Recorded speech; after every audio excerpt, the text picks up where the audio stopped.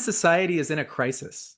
Whether you're a conservative lamenting the loss of traditional values, or a liberal distressed by rampant inequality, or a libertarian outraged by government overreach, almost everyone agrees that something is deeply wrong with modern society. Hi, welcome to the Praxis Report.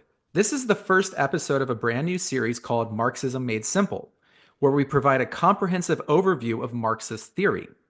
In this video, we will explore the crisis of modernity and the necessity of socialism.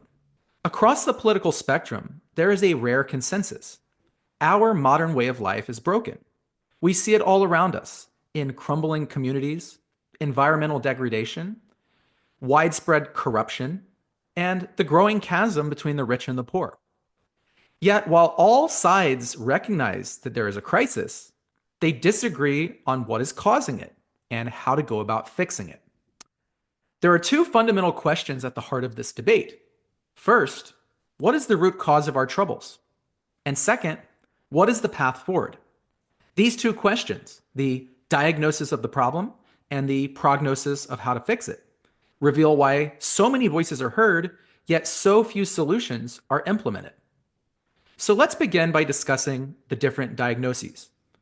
There are different schools of thought that provide different answers of the question, what is wrong with modern society?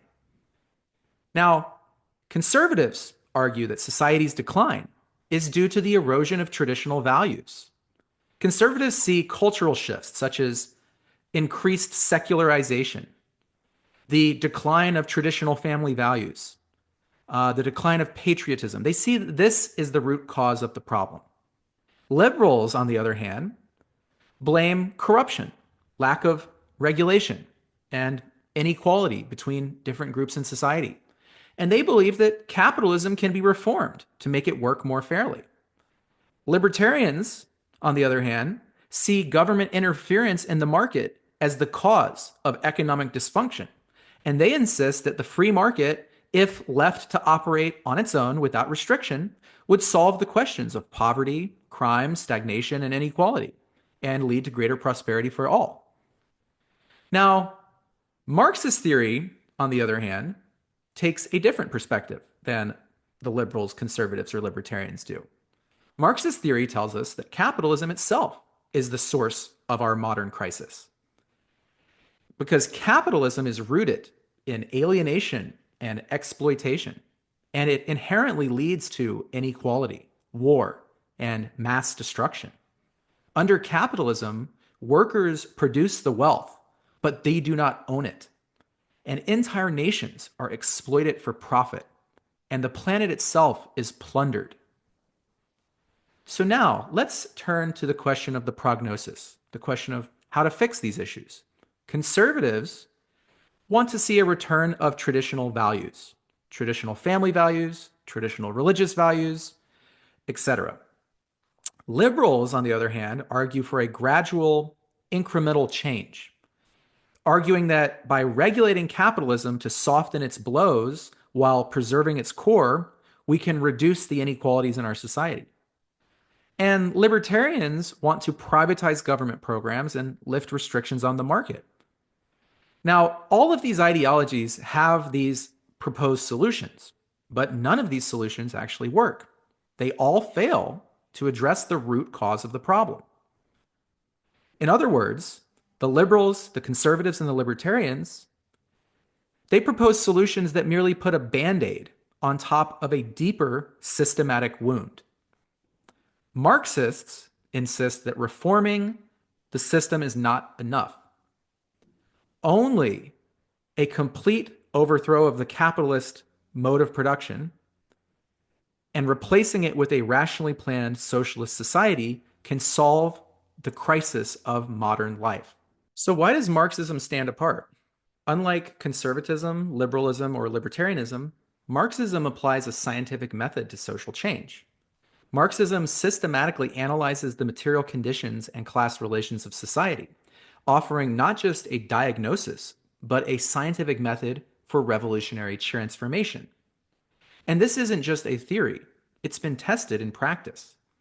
The Bolshevik Revolution of 1917 transformed Russia from a feudal, war-torn peasant society into an industrial powerhouse that revolutionized agriculture, promoted mass literacy, defeated the Nazis, and invented space travel. China's revolution lifted hundreds of millions of people out of extreme poverty through land reforms and socialist planning, and has turned China into an economic superpower. Cuba's revolution created one of the most advanced healthcare and education systems in the world, despite being under an economic blockade by the US for the past 50 years. But the influence of Marxism isn't just limited to outright revolutions. In the United States during the 1930s, labor strikes and union organizing led to sweeping changes, such as the establishment of workers' rights and protections, social safety nets that improved the lives of millions of people, and basic democratic rights that today we take for granted. So Marxism isn't just a collection of ideas. It's a science of society that is proven through practice. When revolutionary movements succeed, they provide tangible evidence that a systematic, materialist approach to society can overthrow established oppressive capitalist structures. In contrast, liberal, conservative, and libertarian ideas are merely reforms, merely band-aids put on top of a fundamentally broken system that fail to solve the problem or address the root cause.